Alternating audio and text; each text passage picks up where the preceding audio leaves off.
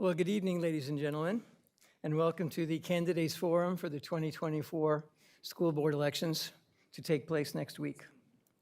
Let's start with some housekeeping. Election day is next Tuesday, May 21st. The polls will be open from 7 a.m. till 9 p.m. There are free polling places, the Board of Education building, Presidential Park, and Truman Moon.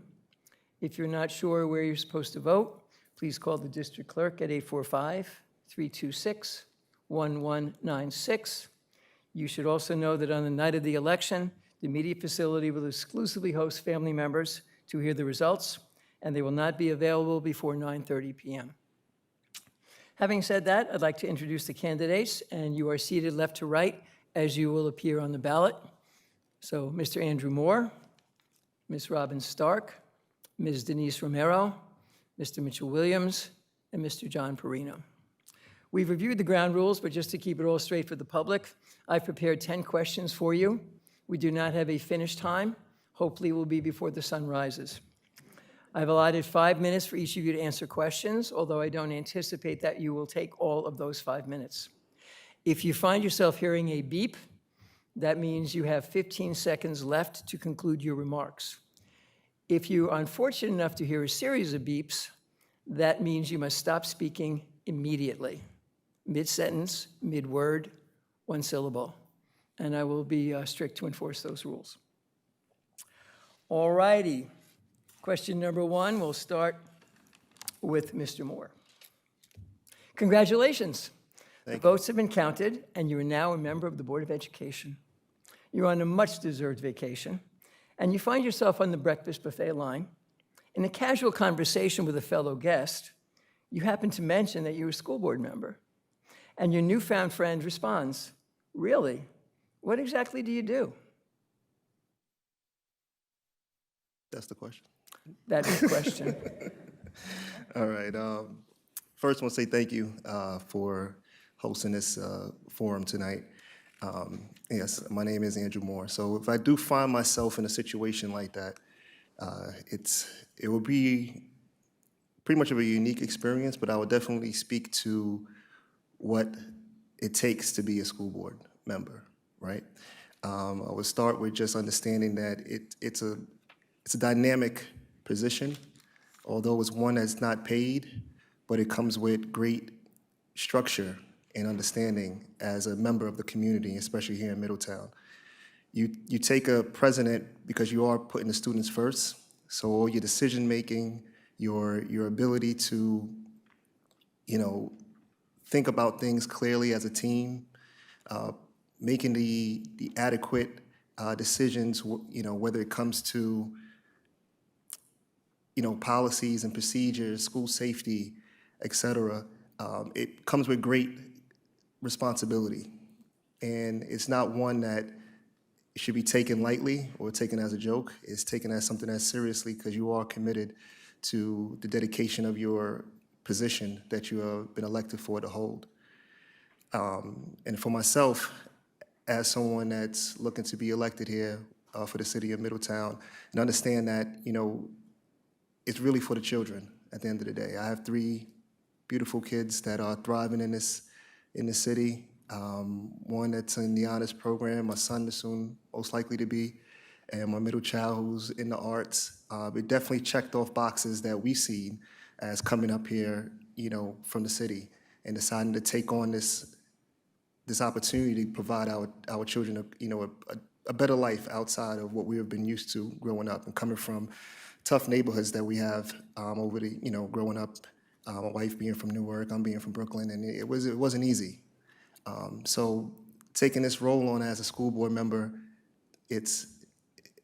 although it may seem as a challenge for others, it's one that I'm up for, and one that I'm willing to take pride in moving forward, and letting everyone else know the importance of being a school board member and what it would take as far as the governance, being a part of committees such as myself, over the last 2 years, being a part of the Fair Funding Committee and our Audit Committee, showing that dedication and perseverance that's required to be a school board member. So hope I answered your question. That was a unique one, but thank you. I'll pass.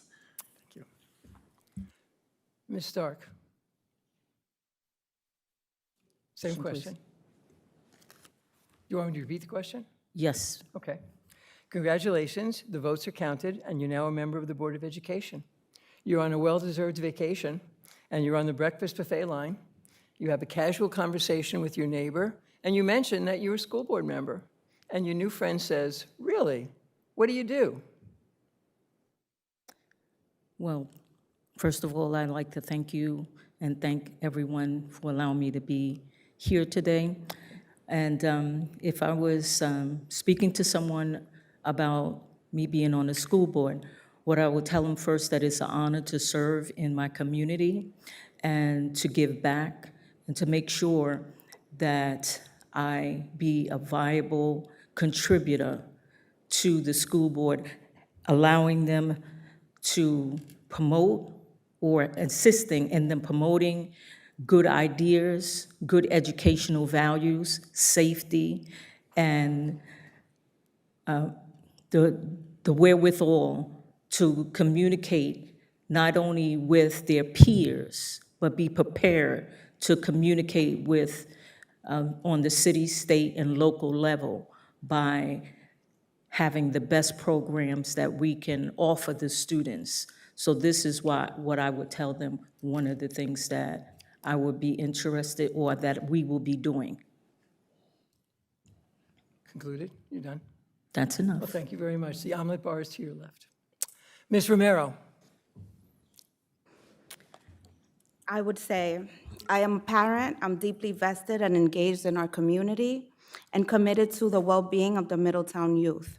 I'll say as a trustee, I have prioritized ensuring every scholar benefits from the exceptional programming and services offered here at Middletown schools, while being mindful of the financial health of our districts and our families. The job of a board member, I'll say, entails policy making. I'll say a lot of our job has to do with goal setting, and that would be it. Thank you. You're welcome. Mr. Williams, well, what do you do? First, I just want to thank everybody for this opportunity to try and to come on the board again. So what I would say to them, because a lot of people have a misconception of the board that we run the day-to-day. So I say we deal with the policy. We work with a 9-member board when we're talking about policy, but we don't handle the day-to-day, just to explain to them. We here as community members representing the community's interests. We talk about the how, well, we talk about the what, and we give it to the superintendent for the how. You know, so we work collaboratively. So it's a humbling positions where we have to stay humble and work with the other board members, as well as we have to do our homework to know exactly what's going on and have to crunch the data to see if there's progress or a lack thereof, so we know if the right decision is being made. Another thing is we got to hear from everyone. And a leadership role such as this is not just hearing from the parents, it's also hearing from the educators and hearing from the administrators. So with a leadership role, you have to take everybody's voice into account. So that's what I would tell them, and thank you. Thank you. Mr. Perino, what do you do?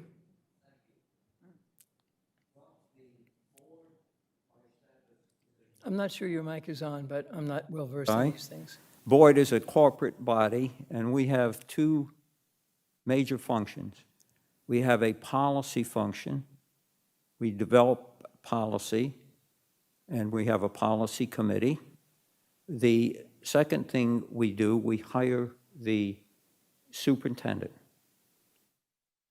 And thirdly, while not codified by state regulations or commissioner regulations, we also approve the budget and we work on the budgets. We have a budgetary function.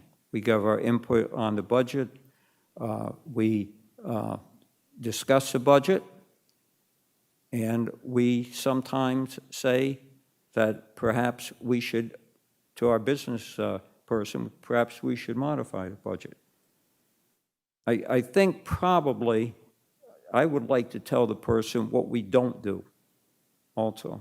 We don't operate the district. That's in the hands of we pay the administrators, starting with the superintendent, and we pay the the individuals in individuals schools.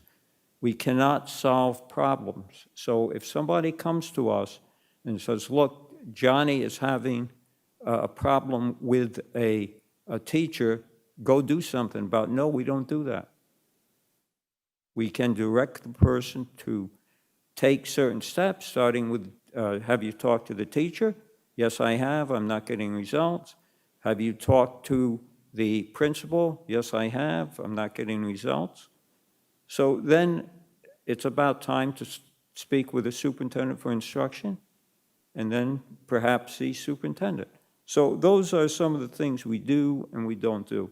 I think perhaps one of the former board members who I served with very early in my career summed it up best. We don't run the district, but we see that the district runs well. That was Sue Body. I never forget that. So that's what we do. We're also ambassadors for goodwill, visible at various events. But when we're there, again, we do not, we cannot solve problems, because the only authority we have is when we're sitting around this table. Thank you. Thank you. Question number 2, we're going to start with Ms. Stark. Who are you? And what in your background makes you qualified to be a school board member? I am a woman of faith and prayer, dedicated to family and community. I am passionate about education and the right to an equal education as stated in the landmark ruling of Brown versus Board of Education, to be exercised, realized, implemented, and achieved by all scholars. I am also dedicated and committed to acting with integrity and being a team player. Also desirous to see the embetterment of our scholars, our educational system, and the community. Thank you. Ms. Romero. Who am I? I am a woman of faith. I am a daughter of an incredible woman who knows no boundaries when it comes to family. I am a mother of 2 amazing, resilient, courageous individuals, ages 19 and 11, and I am a highly involved community member.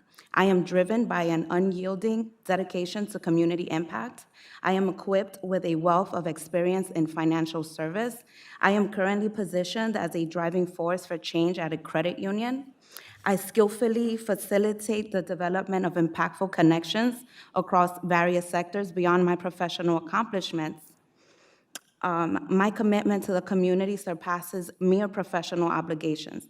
I am devoted in my commitment to driving positive change and empowering others within my professional sphere, throughout community engagement, and through my work as a school board member. Thanks. We'll still remember who you are, so. Mr. Williams. Could you repeat the question, please? Absolutely. Who are you? And what makes you qualified to be a school board member? I'm a humble Christian. I'm a husband of a wife who's the doctor of education. I'm a father of 6 children, 3 which were raised in the Middletown School District. I've worked at the Parks and Rec, as well as the YMCA, doing boxing, as well as doing basketball. I've been involved in this community the whole 21 years that I've been here, as well as Middletown Little League. I love this community. I am solution-focused. I'm a counselor in this community, a substance use counselor in this community.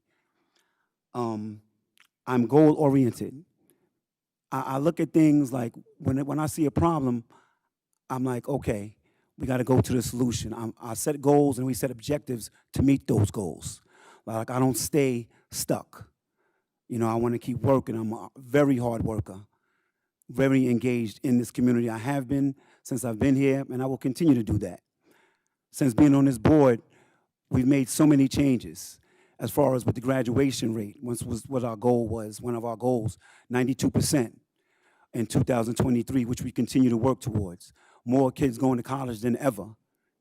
You know, just helping out the family members that's in here. I started a program with conflict resolution when they started having fights and different things like that. With me being a counselor for anger management and conflict resolution, I had to step up to the plate and say, well, what can I do? I'm just that type of person. So I thought it was only right that I be on this board. so I can let my voice be heard. I am very assertive. I am not shy.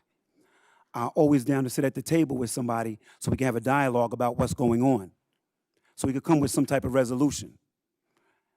You see things as a problem, and once again, it's like we still have to solve that problem. We can't stay stuck there, and we still have to move on. I'm a person who celebrates our families and celebrates our kids. I'm the one who's the loudest at every program that I am at. You're gonna hear me rooting these kids on, because I'm about these kids.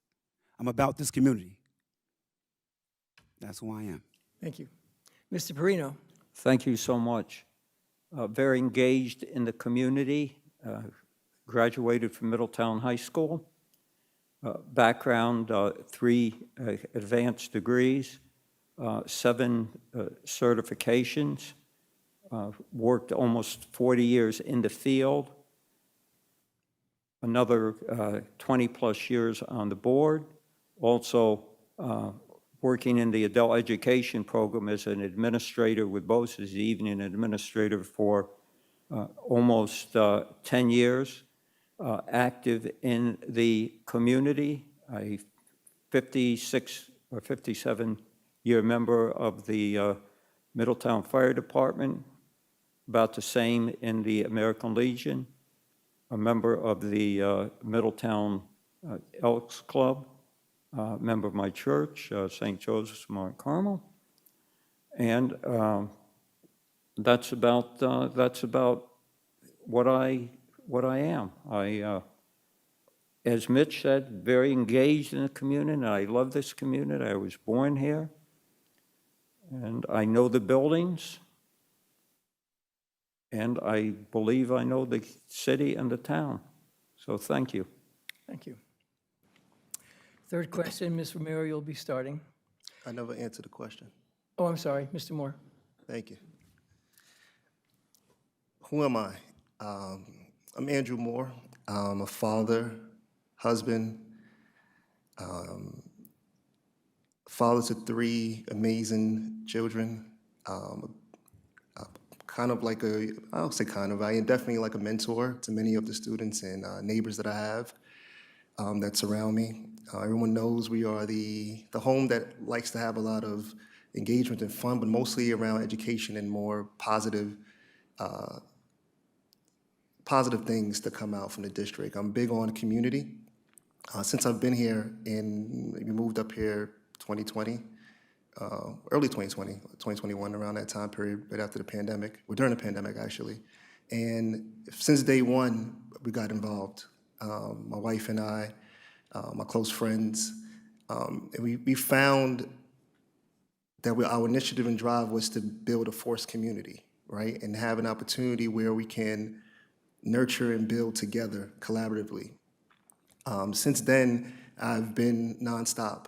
I've been pretty active within board meetings, town hall meetings, you name it. I've been present and continue to be no matter what. This is actually my 3rd time running for school board. Many of you may not know, but it's my 3rd time. Actually, really 4, because last year I actually, requested to be the replacement for the previous board member that left. So my consistency, my perseverance, and my drive makes me a perfect qualifying person to be on the board. I've shown my commitment since day one, and I've continued to do so, even now, presently.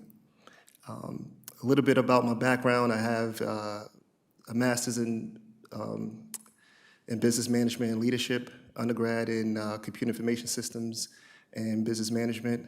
I've worked for the Department of Education for over 10 years since I retired 2-3 years ago, deciding to pursue my simultaneous career that I had at the same time in real estate, which has given me the opportunity to be present more for my family. And it has given me the opportunity to not only have the skill sets that's required here, whether it's forecasting, budgeting, procurement, you name it. I've been in having the experiences through my professions that gives me the opportunity to sit here, to understand what's needed on the board. And understanding that, through all the challenges that we have faced, you need someone that can be able to test those times and be able to stand presently and daily to be able to see that the decisions and the policies that are being made doesn't ultimately affect the students. And I could feel that I am that person that can do so. And I look forward to having that opportunity when the time is met. And hopefully the voters out there get the opportunity to display that with understanding what my goals and our initiatives are, and understanding the vision and the mission of the board that I do see come true with my leadership and my opportunity to sit on the board. So thank you. Thank you. I apologize, and I'll do my best to follow my own rules. Question number 3, I'll start with Ms. Romero. Shortly after Election Day, you'll be seated at the reorganizational meeting. And one of the first things you'll do is you will select the person to represent the board as board president. The role of the board president has been described in a lot of ways: high risk, low reward, like herding cats. Sometimes it's like leading people who don't necessarily want to be led. So, how would you describe the role of the board president? I would describe the role of the board president as someone who will be running effective meetings, someone who's going to be working alongside our superintendent to develop our agenda. Very important, he's going to be representing the united voice of the board to the public, which is going to include district, media, community, and he is one to speak on behalf of the board, as that person will oversee all of our relations. Thank you. Mr. Williams. I would describe the characteristics of the board president: even temperament. As a leader, you must have even temperament. And sometimes things might happen that's disappointing, and things might happen that's discouraging, but you have to have that even temperament and have that strength. You also have to remain humble, because as a president, you're the president, but you're not the king. So you have to stay humble because it's a 9-person board, right? So you're the speaker for the collective. Once again, keeping your composure, because you're the one that's facilitating and running the meetings. And if someone just gets out of control or disrespectful at a meeting, you must keep your composure, because we represent the district. So it's important that we stand firm and we keep our composure. And as a leader, so important. Same time, you have to be strong, because you're going to be dealing with a lot of different things, a lot of different personalities, a lot of different opinions, and different things like that, and you're going to have to be strong. And at the same time, let the others around you be there to support you. The last one that I have on here is be a great communicator. You want to communicate clearly. You want to communicate effectively. You want to communicate in a timely manner. And that's the characteristics I would say. Thank you. Mr. Perino. Thank you. I agree with much of what Mr. Williams said. Run an effective meeting. I would also add that the president speaks for the board. So you need someone who is able to communicate very concisely and clearly, not only to the media, but also to other board members and the public. A board president, oftentimes you have to settle disputes between board members. So you have to be, again, you have to be conciliatory. You have to take everybody's opinion into consideration. And the other thing a board member, a president should do, and we are doing this, develop a plan for onboarding other new board members. That's very, very important. Board members need an introduction to board service. A board member needs to feel comfortable, a new board member. A member needs to know and meet the other board members. So these are just some of the things a president must do. Thank you. Thanks. Mr. Moore.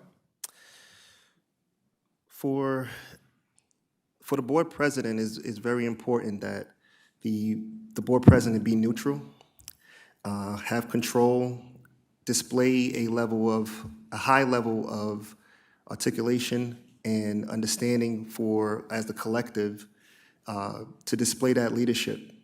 Have the ability to be able to be in control of the meetings, clear and precise, and also just have that support for everyone's opinion on a fair basis, and don't have a situation where you're siding one way. You have to be neutral, to be able to definitely get the message across to the community and the stakeholders of this district.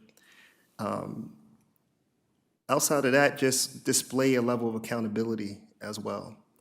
And understanding that the decisions that you make definitely reflects on the entire collective, and making sure that the decisions that you make are fair and equitable to everyone that has been decided on as you come to the table to make that decision. Outside of that, I will say that's really just some of the characteristics I will see, that I'll look forward to, making that decision as we select that board president. Thank you. Ms. Stark?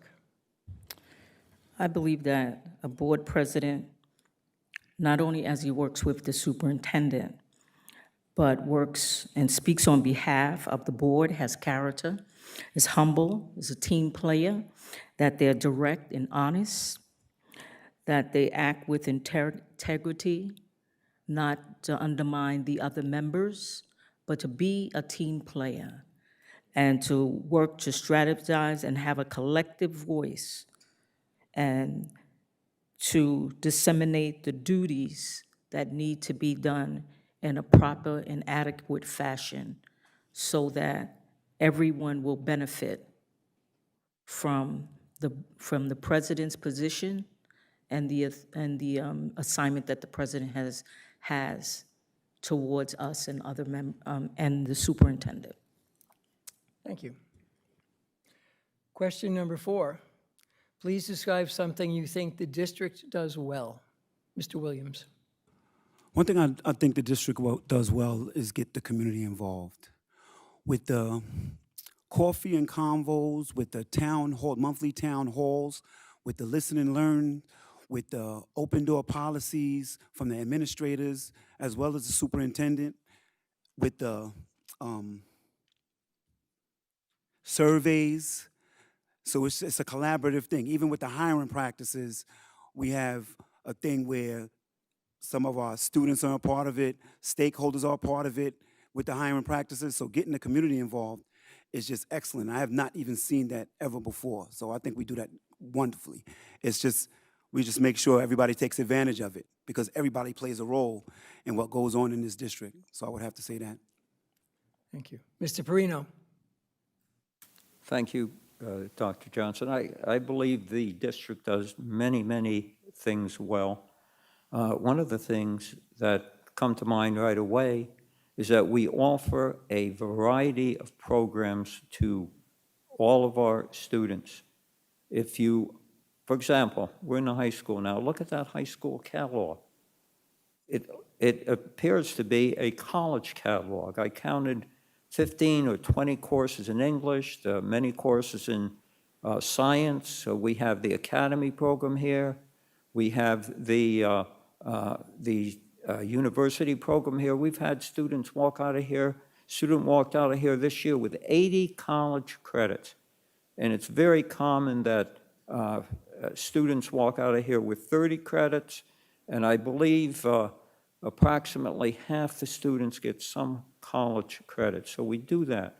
The programs, not only in the high school, but the elementary and middle schools. For example, in the middle schools, we offer accelerated programs. We offer enriched programs. In the elementary schools, we also offer the dual language program starting in the elementary schools. Again, there's something for everyone in this district, not only academically, but extracurricular activities. The other day yesterday I was at a music program, great music department here. We have a strings program. We started, I think, with 10 or 12 students. Now we have 170 or plus students. And if you saw the board meeting, the last board meeting, my heavens, the students on the violins, I don't think some of the college students don't do any better.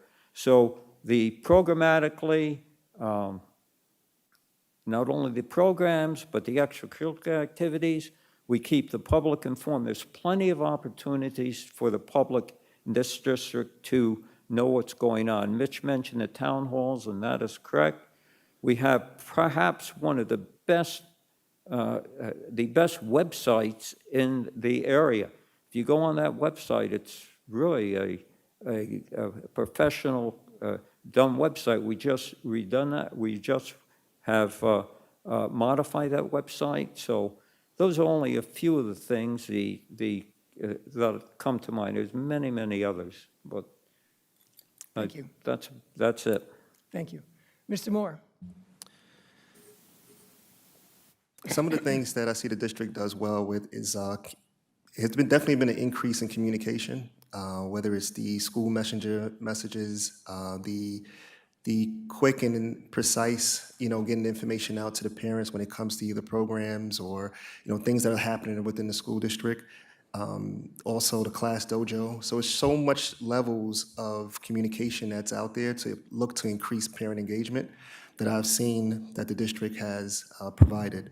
Outside of the programs, I had the opportunity to, take part in the, Meet the Programs night the other night, and just to see the amount of, from the healthcare side to the science, having my daughter take part in that, and just seeing all the different programs that are provided to the students, it's definitely something that is rewarding at the same time.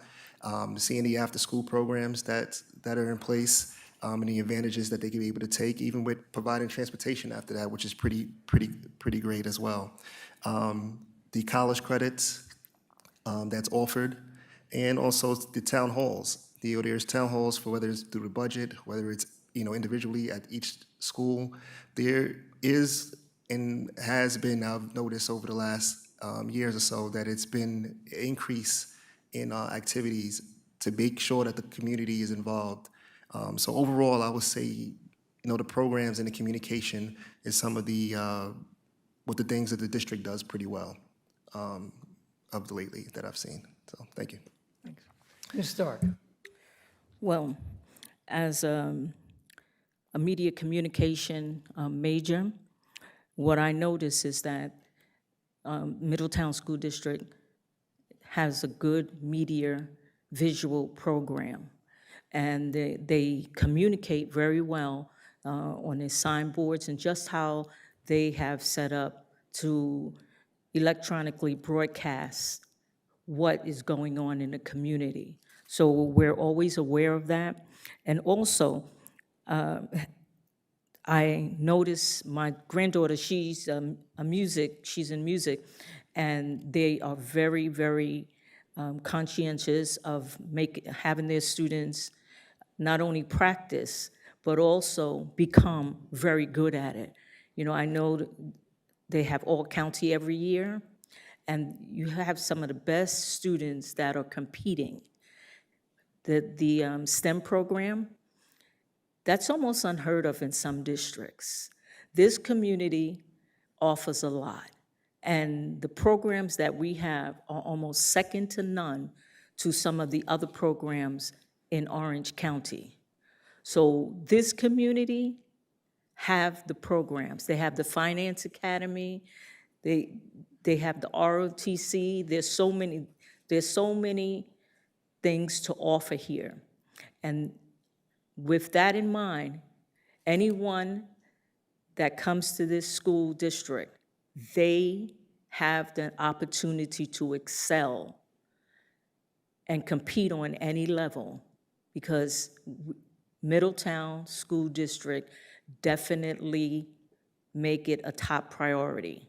And in making it a top priority, it is our goal, or my desire as a parent, as a grandparent, to see, and as a just a person in the community, to see all kids in this district excel because our programs are second to none, and we are definitely good at preparing our children and also getting the information out there to the community to let them know we have a lot to offer and we need to be proud of it.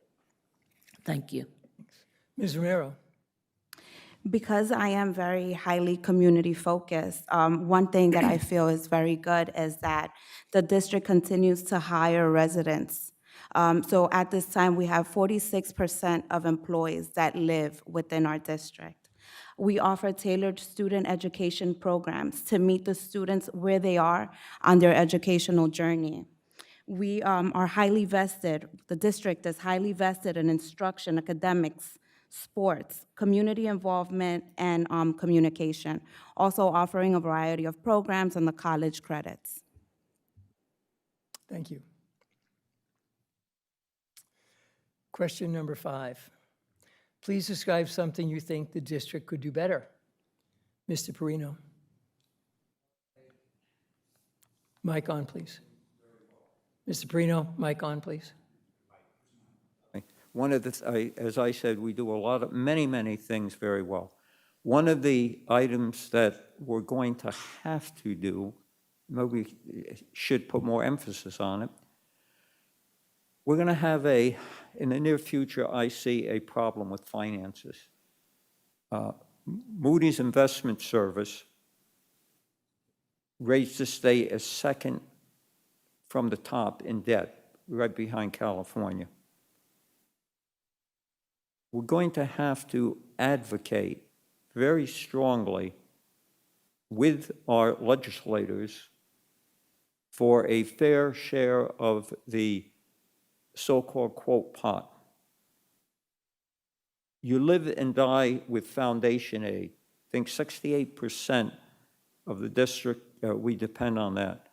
The governor has said there's going to be a new formula next year for state aid.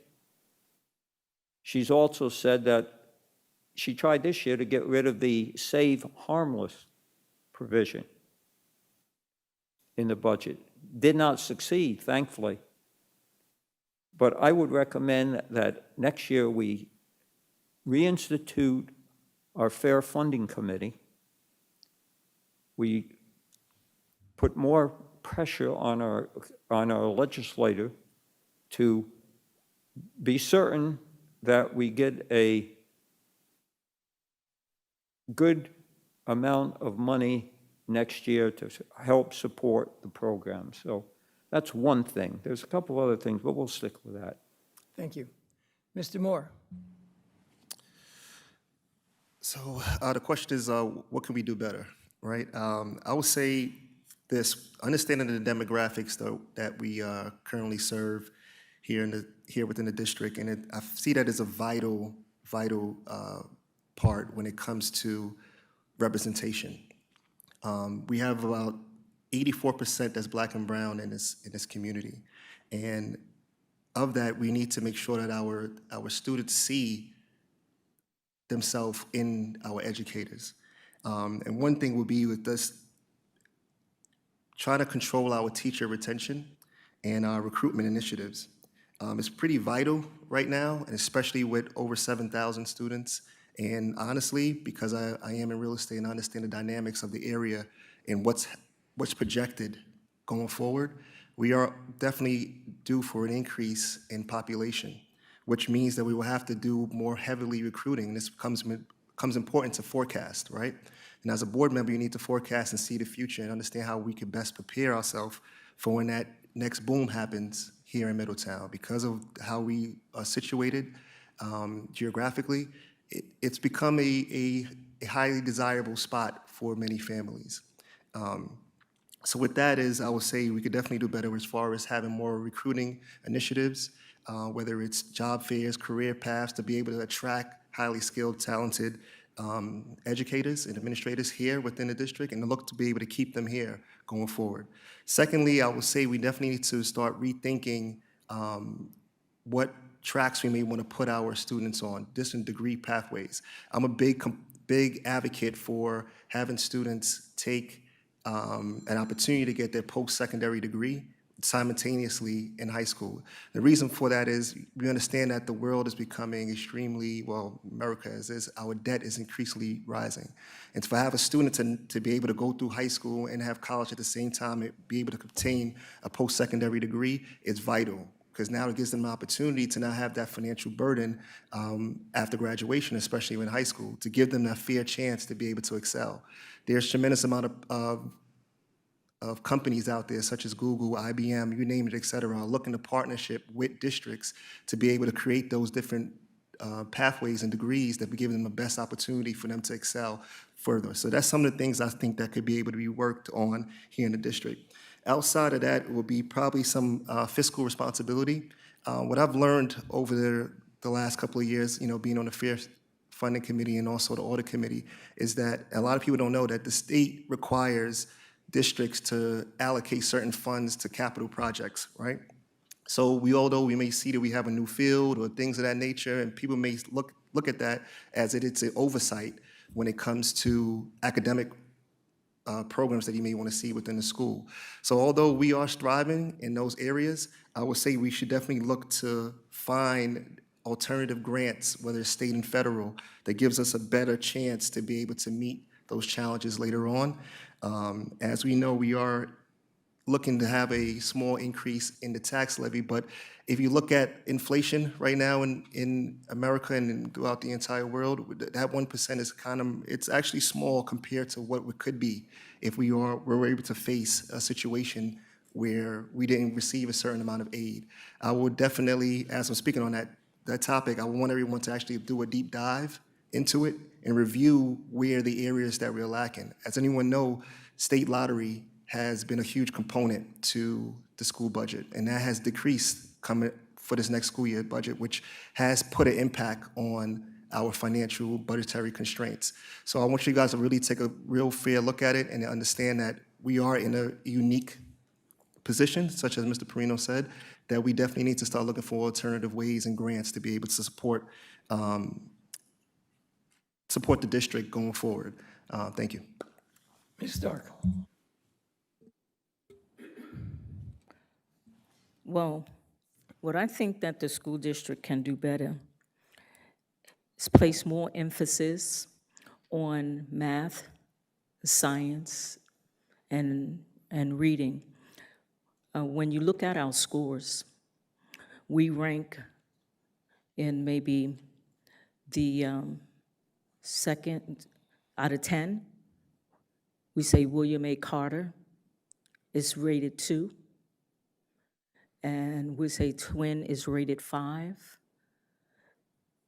That's not a level that we can compete with the other towns or counties or cities or states.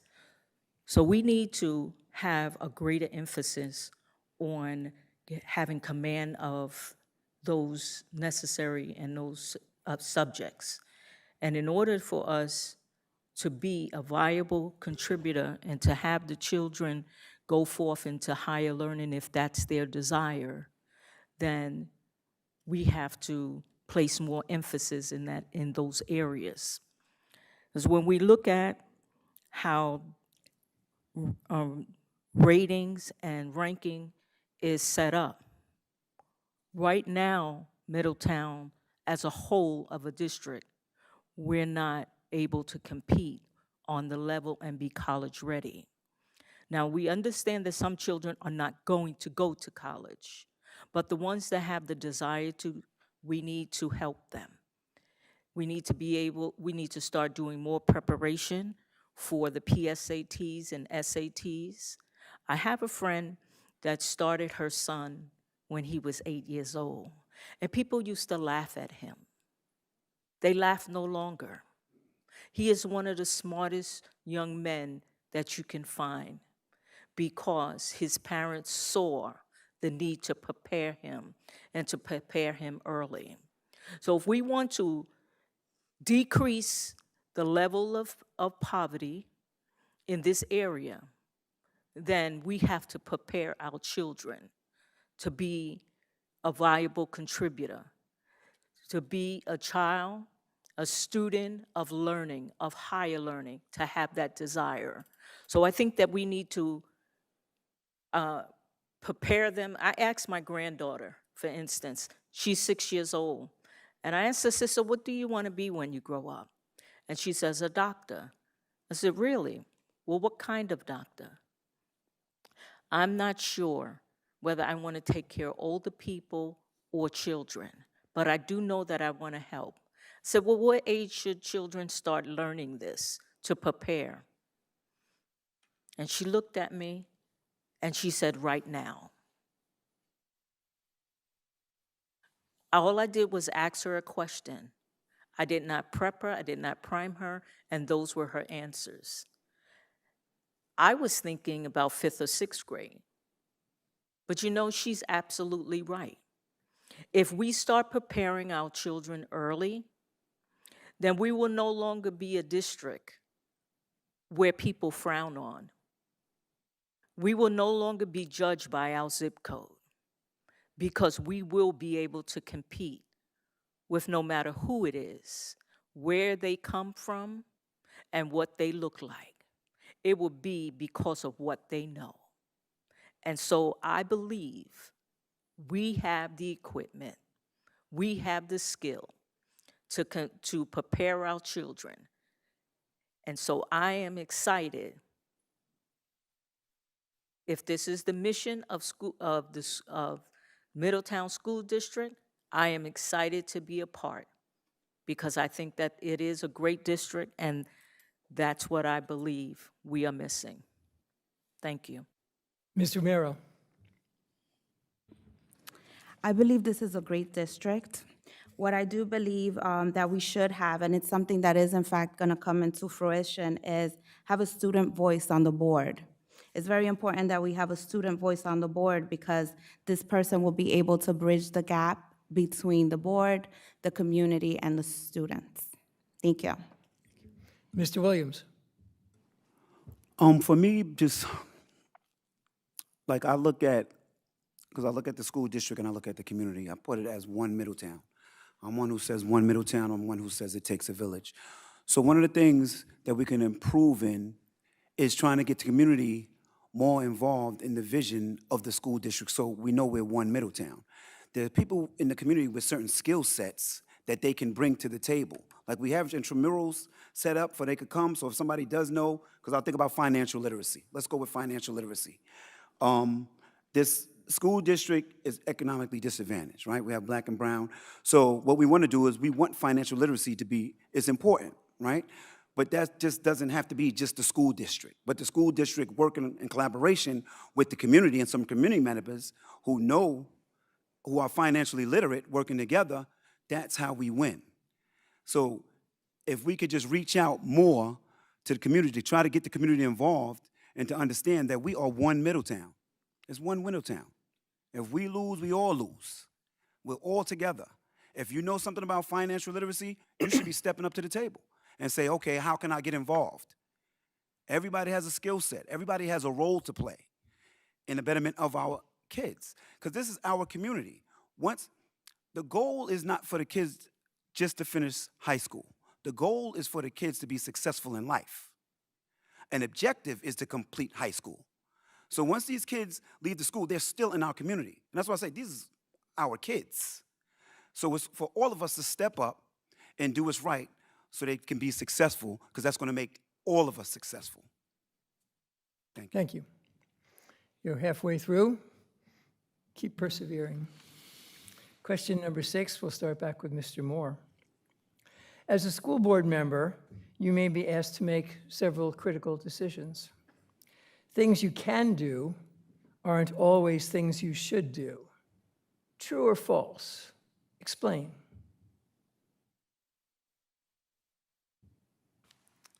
That's actually in line of more about your integrity, I feel. if you feel that you have to do something that you're not supposed to do, then you're breaking your moral code. And that doesn't in line with the mission and vision of the school district. So with that, I will say it's false, because you always do what's right. And stay true to your beliefs, stay true to the vision that is set out by the stakeholders and what you feel is needed. But that will be a false statement to say that you have to do something outside of your moral compass. And it actually breaks your integrity and your character to do something that's not right. It's not in the best interest of the district, not in the best interest of the students, not best interest of the stakeholders that are here. So I will say false to that. Thank you. Ms. Stark? I would say that it's false. There's a saying, it may be lawful, but it's not expedient. And so just because you can do it does not mean you should do it. And so we should always operate in integrity, not by our desire, just because it feels good to us. But we must strive to do what is right at all times. Thank you. Ms. Romero? I'm also going to say false. I'm going to say that you should always do what's in the best interest of the scholar, lead with integrity from the heart, and just be vested. And when I say vested, I mean be someone of trust, a team player, someone who is reliable. That's it. Thank you. Mr. Williams? Please. Sure. As a school board member, you may be asked to make critical decisions. Things you can do aren't always things you should do. True or false? Explain. That's false. The reality is you're a member of a team, and it's a voting process. So you follow the format of what this is. There's even times where you might vote against, or you're on the opposite side of the decision. And that's just what it is. You got to accept that so that you can move on, because you are a part of a team. So you should always do what's right, always. It's not about what I can do or what I think is right. No, it's about the team. It's about the district. That's it. Thank you. Thank you. Mr. Perino? Thank you.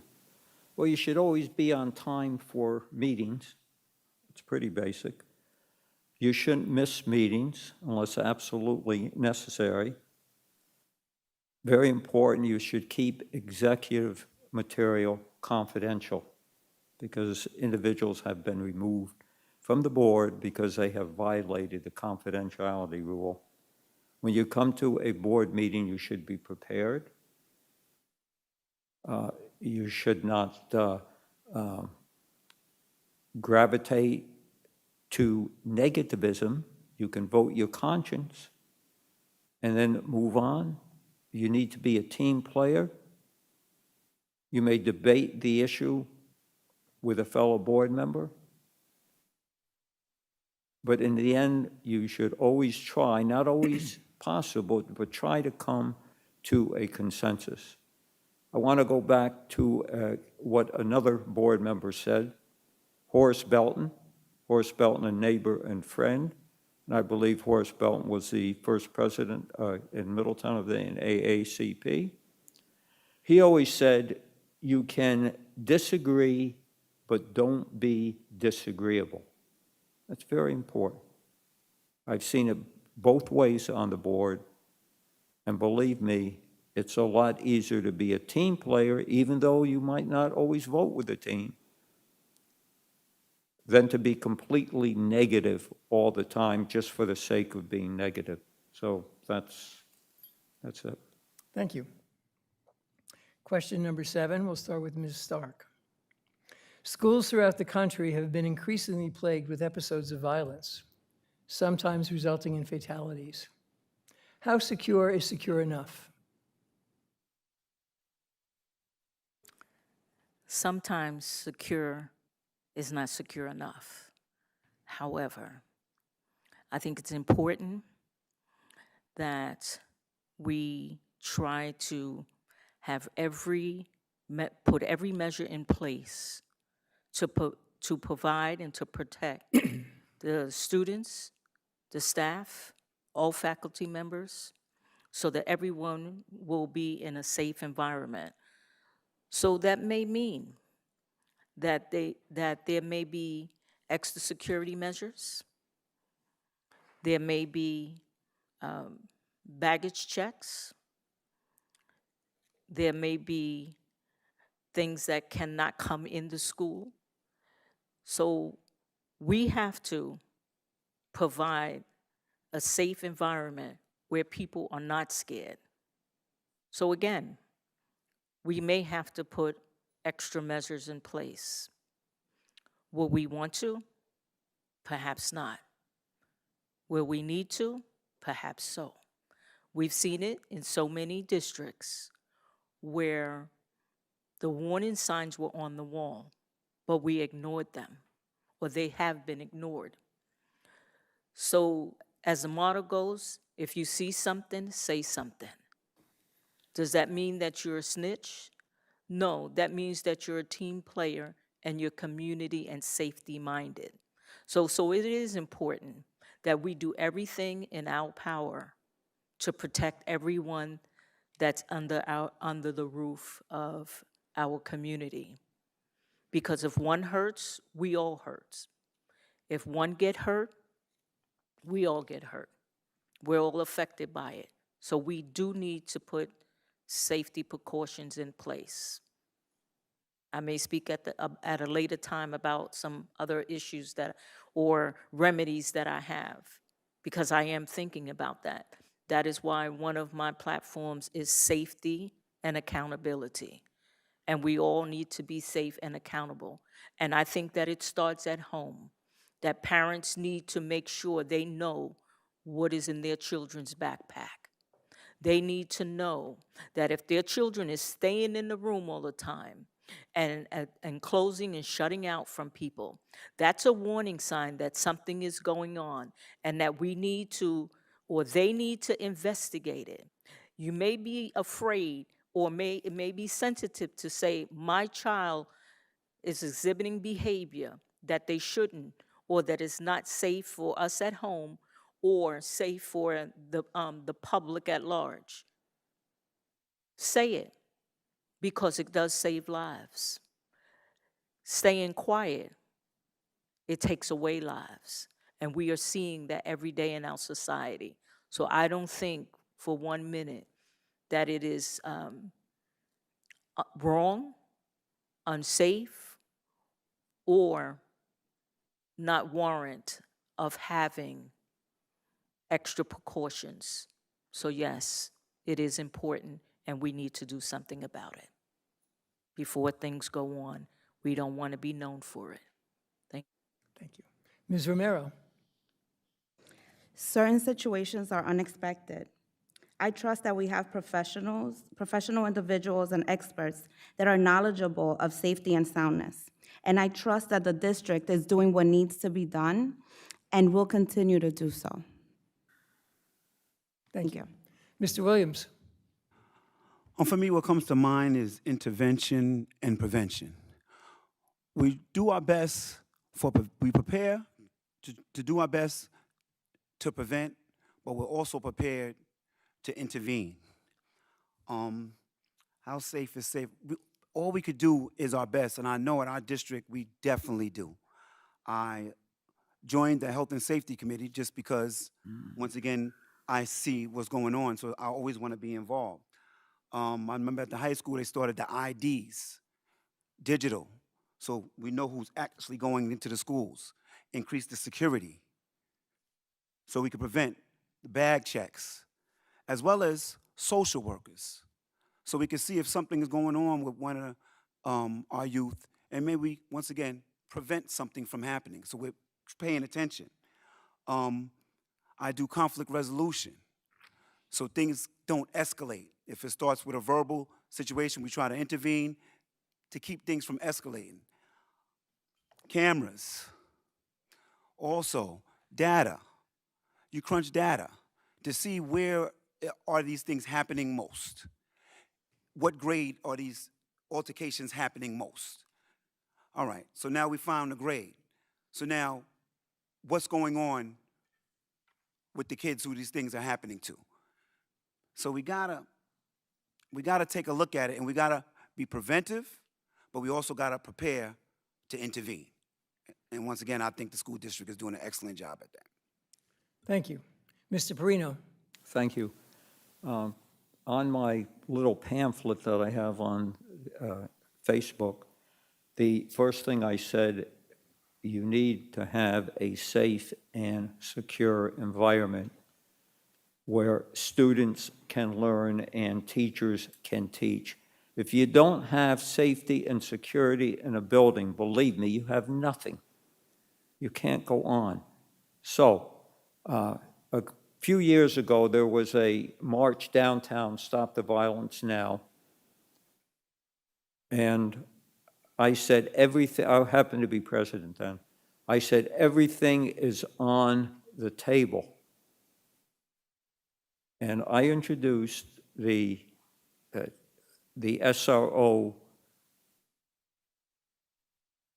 SROs into the buildings. Today we have an SRO in each building and 2 in the high school. We have camera systems in all the buildings. We've changed the locks on the doors. We rekeyed the doors. We have a large security staff. In this building alone, we have 36 security people. So, is it enough? I don't know. When people say, well, you have too much security, I say, do you remember Sandy Hook? Do you remember Uvalde? Do you remember all the other acts of terrible violence in the country, in the schools? So that's one thing. The other thing, we have to look at our code of conduct. We just revised the code of conduct, I think, maybe 2 years ago or last year. President Williams was one of the co-chairs of the committee along with Mrs. Tobiasen. To create a safe and secure environment, you have to enforce that code of conduct.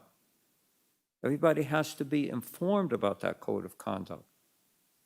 That's not up to us to enforce it. We pay good money to the administrators in each building to do that. They're charged with that. Along with that, the first thing we must do before students come to our buildings, we must go over this code of conduct. We have to go over it with not only with the students, but with the parents. That should be mandatory. For example, you don't bring cell phones into the building. And if you do bring a cell phone, you're going to, there's going to be consequences. Your parents are going to have to come in and pick up the cell phone. You don't run the halls. You go to class. If you don't do it, there are penalties. Again, enforce the code of conduct. It may be painful sometimes, but that's what you have to do to create a safe and secure environment. You can't look the other way. One of the administrators, when I first started teaching, there was an administrator, Mike Edwards, very good, and I'm sure most people know Mike, have heard of Mike, passed now. He said, when you look the other way, that is the worst thing you can do. It's the worst form of discrimination when you look the other way. You can't do that. And I think if this code of conduct is vigorously enforced, which was redesigned a couple of years ago, you have an even more safe and secure environment. Be advised, though, that we have something like 7,200 students in the district. The vast preponderance of students go about their business in a scholarly manner. We have to deal with those students who do not follow the rules and what I call learning resistant. And maybe I should have said when you asked Paul what we're not doing, we should be doing better. Maybe we should be doing that. We're doing a lot on that, but maybe even we should be doing more. And the more is we should be in more contact with the parents before the students enter the buildings. Done. Thank you. Thank you. Just to remind you, one beep means you have 15 seconds to conclude. Mr. Moore? How secure is secure enough? I feel in today's world, we can't let our guard down, put it like that. We never know when anything is possible, and this constant being alert and being aware is something that we have to make sure we continue as we move forward. The world is changing pretty fast, rapidly. Things as far as communication and social media, we have so many different layers now that we have to protect, especially with our students, right? So I think we can never be too secure. When it comes to personnel, you think of that nature, in understanding that we have the partnerships with the police department, I think continuing education is a major focus as well, understanding how to identify things that could be happening, having the security guards and the personnel all trained within a certain realm of what to look out for in the building. And also in partnership with the teachers as well, having everyone on that constant high alert of understanding what to look for and what could happen and how to be able to approach it and to be able to diffuse it before it does escalate. I would say also too, just having the parents on board, which is huge, the parents and guardian, whether it's ongoing assemblies in the building, whether it's restructuring the schedule to, something I'm a big advocate of as well too, especially in middle school, you see a lot of students, the first thing they do, they may have a meal that is high in content and sugar that causes them to act out erratically. Maybe we change and shift certain things when it comes to that, where we have extracurricular activity early to be able to get that high energy out to reduce, any type of increase of, frustration or activity or things that they may be going through. So I feel like we can never be too secure enough, but we also look at alternative ways to approach it, which doesn't have students that are excelling to be affected by it. We are not operating under this prison mentality, which I don't like. I don't want to see.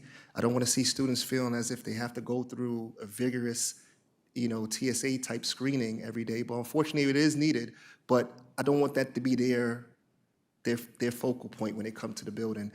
We have to find alternative ways to be able to get them engaged and understand the importance of what they're going to school for. And hopefully that will create a different atmosphere on top of the layers of security that we put on an administrative level and the district level that gives them that security and that understanding that they're able to still be able to excel as students and not have that burden of being afraid that I know that students have faced over the last couple of years or so. So overall, I would say is just if we could just rethink some of our partnerships and engage our security teams with our SROs and be able to look to find alternative ways to be able to identify any crisis situations and to be able to diffuse it head on. And I think honestly now, as you can see, we are under a lot of watch. We have a lot of eyes in the sky. So I think with that being said and being able to identify that extra security protocols that we have, it's a huge benefit to the district and we can never be secure enough. So thank you. I'll leave my time. Thank you. Question number 8 out of 10. It is often said that parent accountability is an important missing link in the road to success for public education. Do you think this is true? And if so, what specific protocols would you consider to address this issue? We'll start with Ms. Romero. I've heard people say, hold the parents accountable, but we can't assume what's going on in that household. Protocols for parental accountability regarding students involve two-way communication with the school. How can we collaborate to support each other in fostering our youth's success? Understanding the underlying reasons behind the issues is vital. It could range from various factors, including mental health. We should join forces to ensure the best outcomes for the child, their peers, our educators, and our community as a whole. Thank you. Thank you. Mr. Williams? Holding the parents accountable, it's a thing where, once again, we're one village, we're one Middletown. So I like to look at it as, let's get involved and see exactly how we can assist the parent with the child. I've seen where situations and dealt with situations where it's a single parent, mom, and she's doing her best. She's working, trying to maintain the household, doing her best. She has another child, so she has to work. So hold her accountable as far as what? No, I'd rather assist if I can. We'll discuss what's going on and try to get them the resources that they need. Because a lot of times people they don't know that there's resources. So we step in and we help them get the resources that they need to assist them with their child. Because once again, we all have to win. So I wouldn't say accountable. I'll say we step up. Thank you. Thank you. Mr. Perino? Thank you, Dr. Johnson. As I said in my other answer, I think the parents have to know what we expect, expectations, and this should be done before a student comes to school, whether it be elementary, middle, or secondary schools. We have in place other ways that the parents can keep being informed. We have town halls.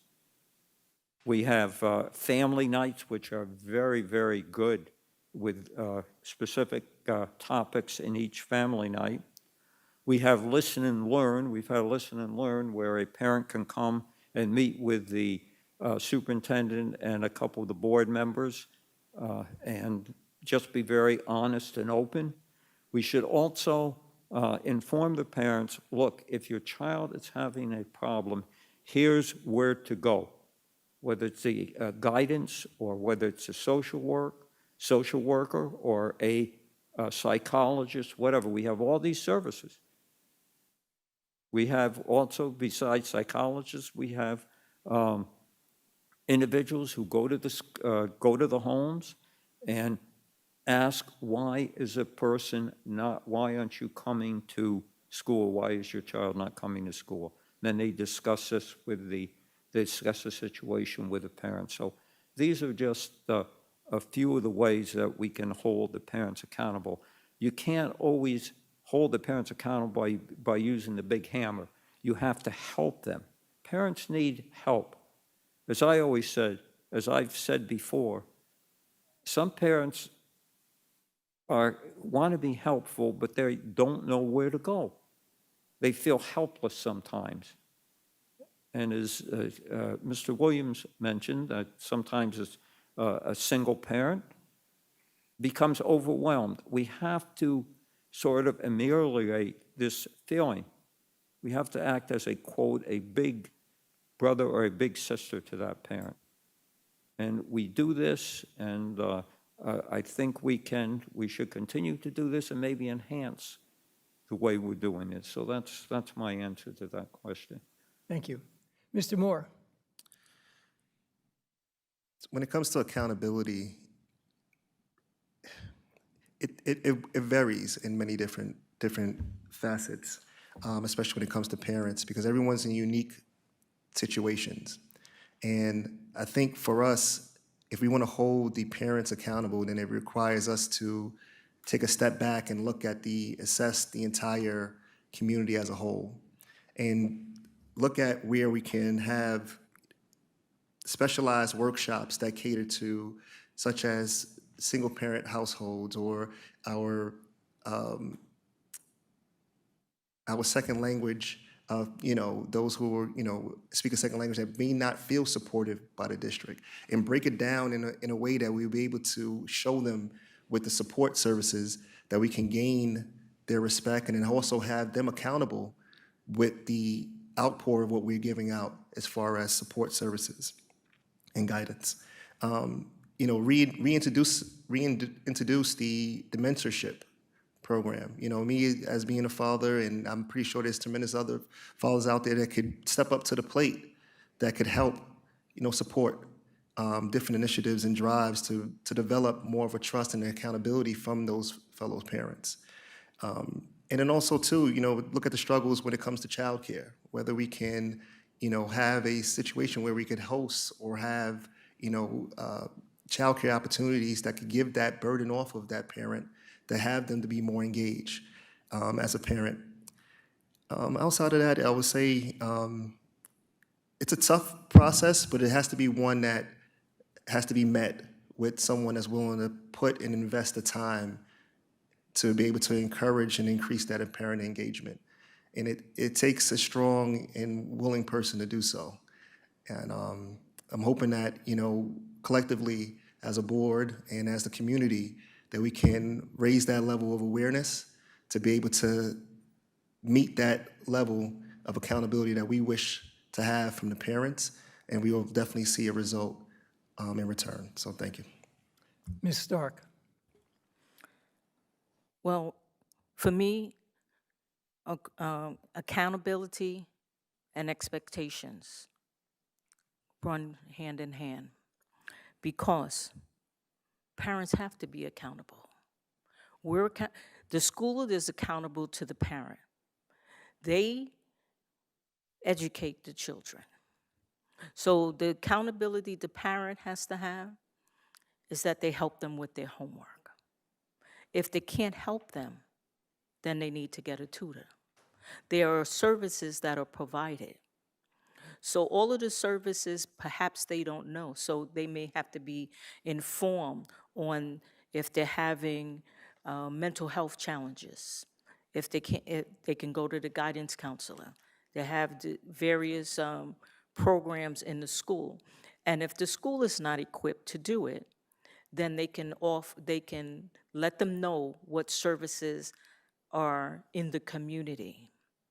But for the school to take on such a heavy burden as to all of the problems that the child face, academics get lost.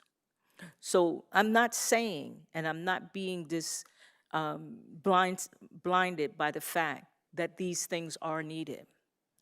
But as a single parent myself, am I supposed to say, I'm a single parent, so I need all of this extra help? No.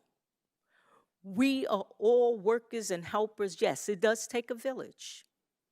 But how long are we going to hang on to that crutch that I have no one to help me? There's always a neighbor to help. There's always someone that will assist in helping. So accountability is important, but the school has to give their expectations. And part of the expectation is that there is clarity, that decorum is necessary, that we are not in the business. And I'm sorry that maybe a lot of people may not agree, but how long are we going to babysit everything? Because if a student, a scholar, comes to school and had a bad day that morning, that's okay, but you can't stay there. So we have to encourage the student and the family to do better. How? What help do you need? Let me help you. Do you have a problem with going to the store because you don't have a car? I believe that there are good Samaritans that are always willing to help. So accountability is necessary, but we also have an expectation. It's just like when, for instance, the bus. Students get on the bus, there's one bus driver, perhaps one monitor, and 50 students. Are we all to allow them to run around, scream and yell, throw things out the window, trip people, throw food, curse at people, bully them? No. The expectation from the parent is to get home, for the child to get to and from school safely. Our expectation is that you help us have a safe ride. So parents have to be informed what is necessary, what is required. We all are required to do something. And so it is important that we do bridge the gap of misinformation, and that we also require that they exemplify character, because it is important, that they exemplify decorum, because it is important. So if we work together, accountability has happened. Thank you. Thank you. I hope you're all holding up very well. We have 2 questions to go. Question number 9 of 10. In a recent issue of the publication On Board, the U.S. Surgeon General is quoted as having said, quote, issuing a grim warning in May of 2023 about the harmful effects of social media on adolescent mental health, end quote. The article goes on to state that research has tied mobile phone addiction to poor academic performance, as well as higher levels of anxiety and depression. In his book, The Anxious Generation, Jonathan Haidt states that phones and other devices should be restricted in school buildings K through 12 for the same reasons. What do you think? Yes or no? Mr. Williams? I agree. I think the school district, we was ahead of the curve on that. We were paying attention. We implemented the Yonder Pouch policy. We put together a system, and now we have schools that are coming up to our school to see exactly what was implemented. What we noticed was the kids started socializing. The things that were done was we put games in the cafeteria, and we started seeing kids playing games like Pac-Man and Miss Pac-Man, the games that we used to play when we were young, and actually enjoying each other. And that's what we noticed. We heard from the educators who said, I'm actually teaching class now. This is what the educators were saying. So, yes, I totally agree that it is a distraction, and I think the district did an excellent job with implementing the Yonder pouches, and they actually had us on board as one of the schools that groundbreaking that started this program. So, thank you. Thank you. Mr. Perino? Thank you. Most definitely no cell phones in school. When students do not bring their cell phones to school, do not have cell phones in school, you get better engagement, and I've talked to many of the staff members, and this is their term, better engagement in the classroom. You don't have as many problems in the classroom, because when a student takes out their cell phone, I know just how it works. Take out your cell phone, well, put the cell phone away, so they put it away, and it comes out again.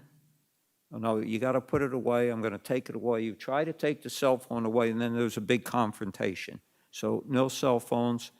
A recent, as you mentioned, Dr. Johnson, a recent edition of On Board by the article by, I think it was Robert Flanagan, stated that cell phones have no place in schools. He quoted a article or a book by a psychologist, I think it was Robert Haidt, I'm not positive, who said the rewiring, the title was something like Rewiring of the Generation. Again, made the point, no cell phones in schools. We have the Yonder pouches. Are they good? Yes, they're good, but sometimes the students have figured out a way around them. Fine. I was reading an article on artificial intelligence. One of the districts has a program, I think it's called Eagle Eye, where they've been able to, without metal detectors, spot weapons that come to school. Now, I'm just wondering if in the near future, there'll be a program or a chip that would enable us to, without having the yonder pouches, spot cell phones coming into the building. But again, the responsibility should be on the parents. We wouldn't have to have yonder pouches if the parent said, look, you don't bring the cell phones into the building, you don't bring the cell phones to school. Now, some people say, well, you know, if there's a medical emergency, my heavens, in this building we have, in all the buildings, we have registered nurses. In this building, we have a nurse practitioner. If there's a medical emergency, that's who you go to. You're not going to call up and say, hey, Mom, I'm having a medical emergency. Come on and get me. Come on up from wherever you're working. You go to the nurse. And if the nurse says, well, just lay down here and I will get in contact with your mother, see what we have to do. But that's the first thing. So in another emergency, let's say for some reason the school was on lockdown. If you had everyone calling their parents and come on and get me, Mom or Dad, you imagine what a mess it would be? You wouldn't be able to get through. The emergency services of fire, police would not be able to get through. So leave the cell phones at home. This is a place of learning. It's not a place for to socialize on cell phones. If you want to socialize, you wait till lunchtime or you wait till after school. So that's my answer to that. No cell phones. Thank you. Mr. Moore? I will agree to limiting the access to devices, especially, you know, think about it, 7 to 8 hours a day, students are in the building. And just imagine if they're overstimulated with social media from from the time they wake up. And to bring that overstimulation and that distraction into the building creates an environment where no one could actually get anything done, especially when it comes to the educators. So I'm all in favor to limit that overstimulation and that access to devices during the educational day. Because at the end of the day, they are there to learn. They are there to advance their skill sets in whatever subject area that they may be scheduled for. And having to limit that distractions within the classroom, it creates a better environment collectively. You know, when I worked in the city, we actually rolled out, we didn't do the yonder pouches, but we actually engaged with the students and let them know what the importance were of having limited access and allowed them to set up this, what we consider like contracts with them, and understood like, listen, this is what your reward would be once you actually be able to remove yourself from it. And with that buy-in, we've seen the success. We've seen actually a reduction in altercations. We've seen a reduction in just the overall distractions with them within the building. They found themselves engaging in things that they love, whether it was science, math, English. They found themselves engaging more into those subjects, which ultimately helped them prepare more when it came to, you know, whether exams or testing, and also being able to socialize and open up more to the educators. So I'm all in favor for limiting the devices throughout the day, because everyone knows these ad companies and companies out there, you know, they're listening to us now, and I'm pretty sure I'll probably get ads about school board, you know, once I leave out here. So just think about that, having that amount of access from the outside world while you're able to be inside this world, what we consider as, you know, school, and having that being pulled away from you due to someone looking to make a monetary gain on your capability. So I would say definitely looking to restrict that throughout the school day, and I'm all in favor for it. Thank you. Ms. Stark? Well, I think that cell phones really do not have a place in school. And if you're going to have one, then it should stay in your locker until you go home. And let's look at this. If we have an emergency, you may not be able, we'll go to Uvalde. They didn't have a chance to get to their cell phone. If there's an emergency, the school will notify all of the parents. So whether it's through email, text, round robin, whatever system the school uses, they will notify the parent. We did have an incident, and they were letting out early. The buses could not get up here fast enough. The parents were blocking the buses. So we do have to limit the access of cell phones, because there was one day, there was a fight. Social media knew about it before some of the students did, because they were recording the fight. It was on YouTube. That's not where it belongs. Our business do not belong in the public square. Our business, if there's something going on, or a child is bullying another child and they're texting each other so that they can engage their other friends to incite a bigger crowd, this is dangerous. So for a parent to say, my child needs to call me, how about before there were cell phones? How did they communicate with them? We have to really be honest and realistic about what our child is doing on the cell phone. If you're in school, your cell phone is not supposed to be on. You're supposed to be learning about whatever subject matter that is being discussed by your teacher. Thus, you're creating a disturbance. You're interrupting the lesson. So is it more important for you to communicate with your friends than to learn? Why are they there? Why are they here? They're here to learn. They're not here to talk to their friends during school hours. So it is important that we understand what the proper uses of a cell phone is, and it has no place during a school hour. So yes, eliminate a cell phone is fine. Just like there was at one of the meetings, there was a parent that said, oh, well, my child has diabetes, and so they need to take their blood sugar. That's why there's a nurse on staff, so that the nurse can take it, monitor it, and if their glucose level goes up too high, they know what to do. If it goes too low, they know what to do. The child, a scholar can't really help themselves in that moment because they're taking their glucose level from their phone. So we need to be honest and say, is it really important that my child have the cell phone? It's not going to help in an emergency in most cases. We've seen that all across the country. Parkland, Sandy Hook, Uvalde, Columbine. It's important that we do what's right for all of us.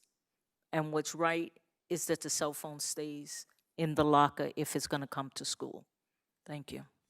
Ms. Romero? My answer is yes, absolutely. Cell phone use should be restricted. Scholars come to school to receive an education. Engagement effectiveness comes from a cell phone-free space, honoring mental health, and it helps students' social development. Thank you. Thank you as well. Last but not least, question number 10. A new policy comes up for the board's consideration. It becomes clear that the majority will support this policy, but you are philosophically opposed to the plan. How will you vote, and what exactly will you say during your opportunity for discussion? Mr. Perino. Well, as I said, I think I said this perhaps before when we were talking about boards of education. You vote your conscience. you attempt to come to a consensus on an issue, sometimes that's not possible.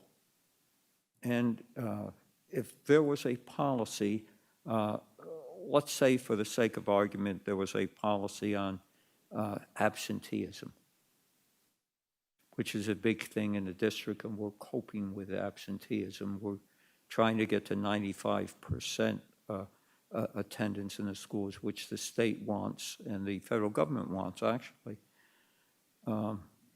And I disagree with a policy put forth on attendance.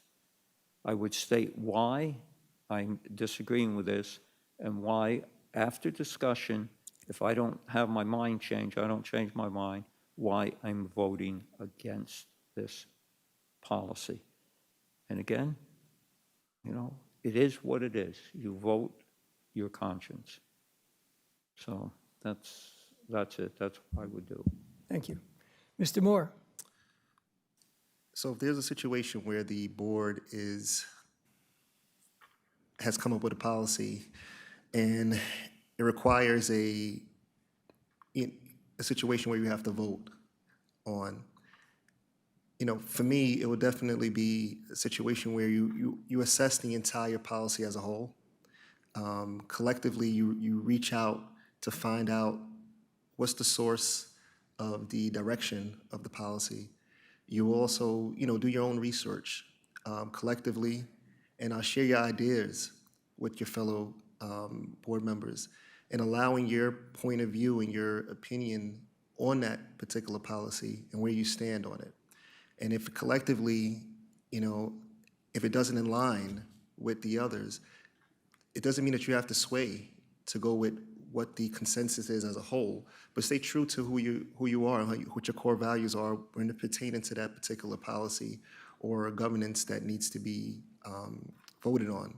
And although we may not agree on everything, but having them understand the reason why you come to that conclusion and provide reliable resources and data behind it that support your decision on why you're making that decision moving forward. So if it's something that you agree on, you can so heartily, let everyone know. And if it's something that you don't agree on, make sure you have the supporting documentation to help support that decision that you're looking to make. And that's what we're here for. Not everything is always going to be yes, but it also has to align with your core values and what you feel as a stakeholder in the community, and does it align with your vision, your mission and vision, and also in the mission and vision of the board? Does it align with that? So overall, I would say just make sure you have supporting documentation and have your views and your points addressed in a manner that everyone can clearly understand. And if they choose to not understand on that part, you vote with your conscience and your mind, and make sure that it's clearly laid out for everyone to understand. Thanks. Thank you. Ms. Stark?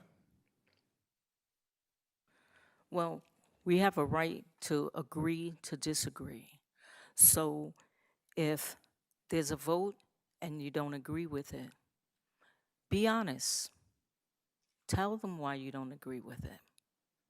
It's not going to hurt to give your explanation. Don't keep it from them, because that creates hostility. So it's important to be honest, to be integritous, and wherever you line on the side of that vote, do it with civility. It's important to be a team player, even in things that you don't agree with. So vote your conscience, but always do the right thing. Thank you. Ms. Romero? If I disagree, I would ask for clarity to understand the 8 other board members' views. When voting, you always hope that it aligns with the board, with the other board votes, but always for the benefit of the kids and their progress. The interest of the kids should always be priority. And when voting, I always make sure that it comes from a place of integrity and values. Thank you. Thank you. Mr. Williams? During the discussion process, I would just ask, could you please give me some more information about why you're voting this way? Now, I'm definitely going to do my homework as far as why I'm voting a different way, and that's when we'll have a dialogue about it. And if I'm swayed and I agree with what they're saying, then I'll vote that way. But if I don't, then I'm going to vote against it. And I think that that's key in our role as board members. The big piece is if it doesn't go your way, you don't throw a tantrum and stay stuck there. Because that's what I've seen. If something doesn't go somebody's way, then they throw a tantrum and stay stuck there. And we can't have that on this board. Certain things are going to go this way, certain things are going to go another way. And that's just what that is. And that's the beautiful thing about democracy. And we need to understand that and accept that. We did our homework. I disagree, respectfully. We vote on a lot of things. So if you stay stuck on what we voted on 10 times ago, and you still have an attitude and angry and think everybody's against you, how are we going to move forward? How are we going to be productive? How are we going to do what's best for this great district? So, thank you. Thank you. Well, you made it. 10 questions. Thank you very much. On behalf of the community, I want to thank each of you for being willing to step forward and serve in what's clearly a noble endeavor. Having said all that, starting with Mr. Moore, what would you like us to remember? First, I want to say thank you to everyone that's here presently, those who are tuned in online. It's been a heartfelt appreciation. This is my third time, sitting here, and I feel like it's becoming home, right? So it's a good situation. It's a good feeling. I'll leave with this. I actually wrote a closing statement, but it's really coming from the heart. As I sit here before you today, as a Middletown school board member, prospective candidate, and someone to be able to hold a seat.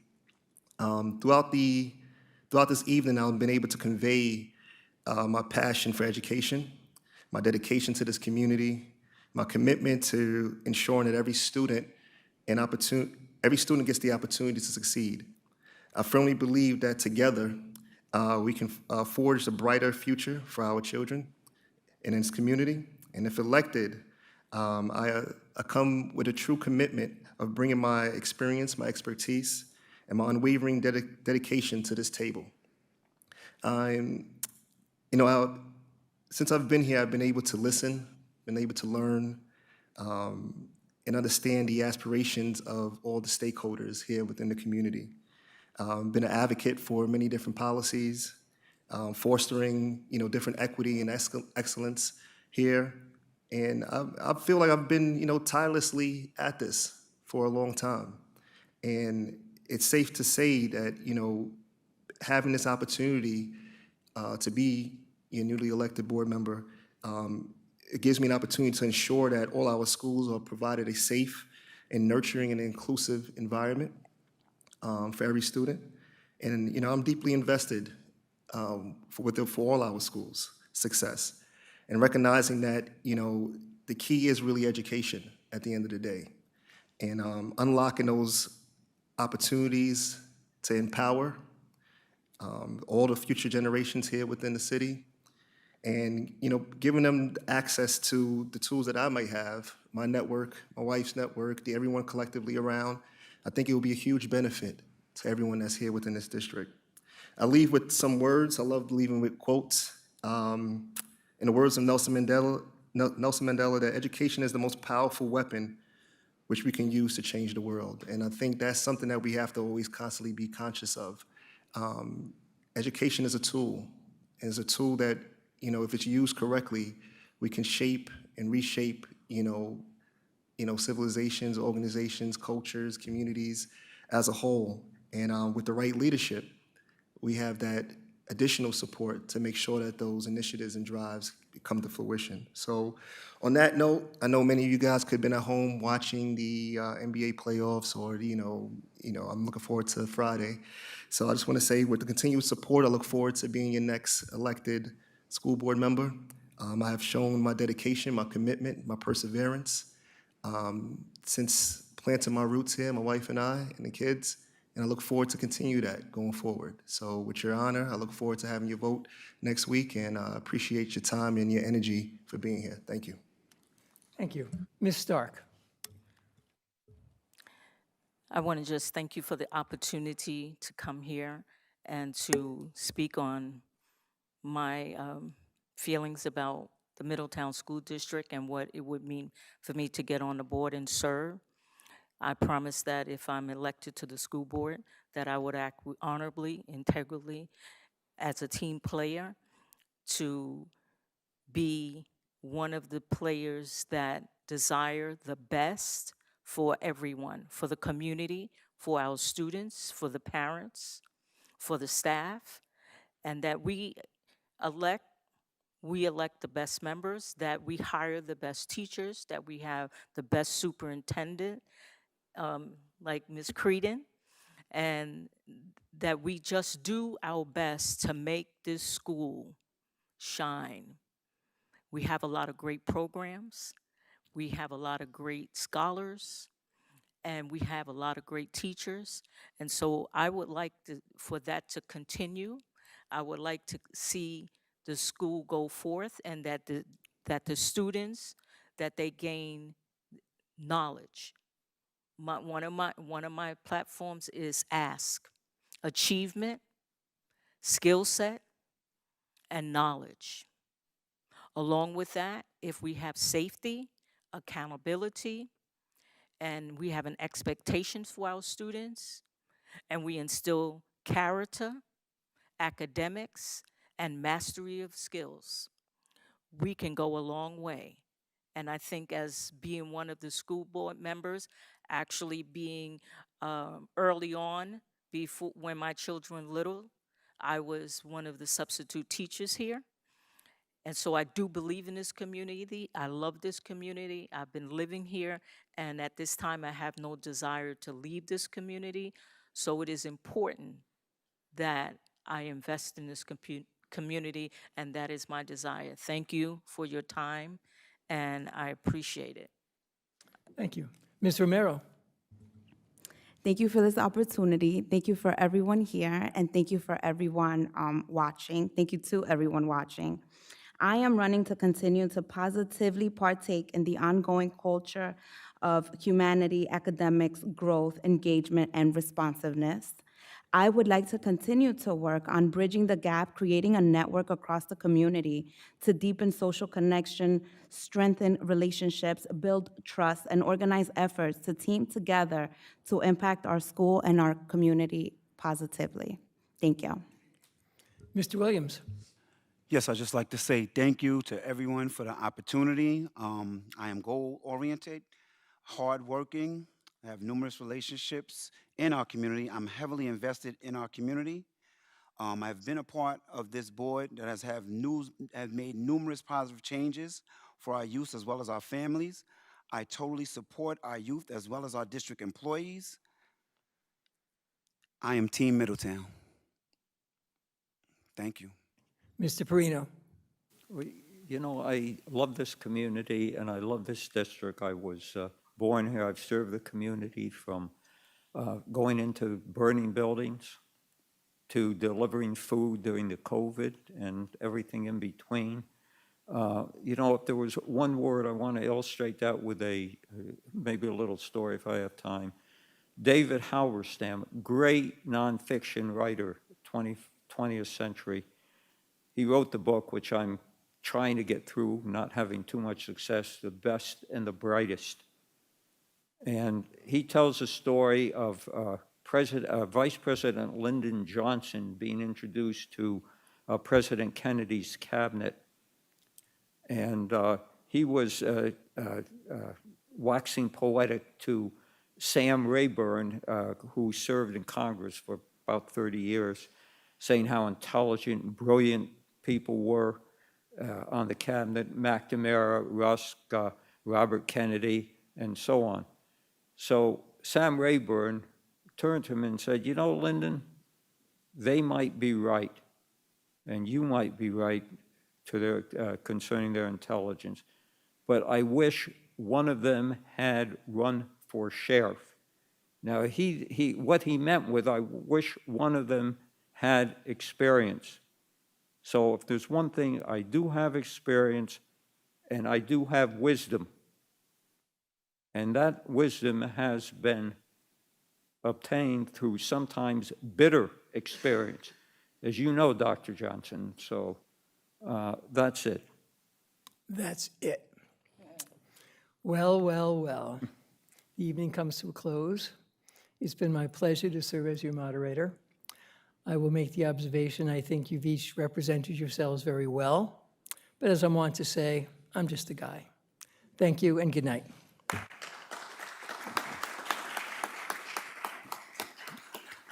It's-